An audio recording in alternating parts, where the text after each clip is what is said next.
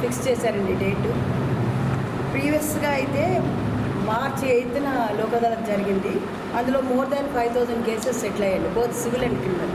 Present మేము ఏంటంటే 4,633 cases identify చేయడం జరిగిందండి. Criminal cases 1891, civil cases 2,501, MBOPs 241. ఈ లోక్ అదాలత్ వల్ల ఏంటంటే త్వరితగతిలో కక్షిదారులకు వాళ్ళ కేసెస్ సెటిల్ చేసుకునే అవకాశం ఉంటుంది.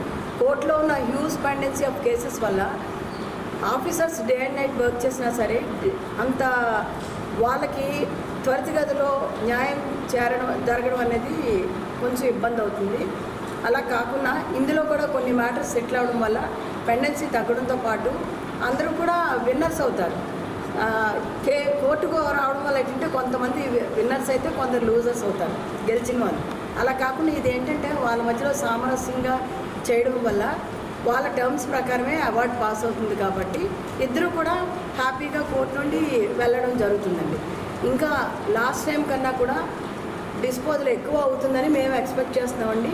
అందరు ఆఫీసర్స్ కూడా వాళ్ళ తాలూకా సహాయ సహకారాలు అందిస్తున్నారు. పబ్లిక్ని కూడా ఈ అవకాశాన్ని వినియోగించుకోవాలని కోరుకుంటున్నాను.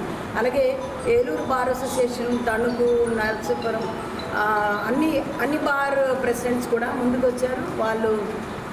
వాళ్ళ అడ్వకేట్స్కి చెప్పి, అంటే బార్లో ఉన్న మెంబర్స్ అందరూ కూడా ముందుకు వచ్చి మేము మా తరపు మా కోఆపరేషన్ మేము అందిస్తామండి అని చెప్పారు.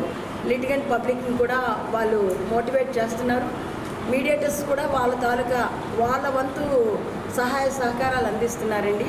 మా సెక్రటరీ గారు కూడా పీరియాడికల్గా మీటింగ్స్ కన్వీన్ చేయడం, పబ్లిక్కి వాళ్ళకున్న హక్కుల్ని వినియోగించడంలో అవేర్నెస్ క్రియేట్ చేయడం కూడా జరుగుతుంది.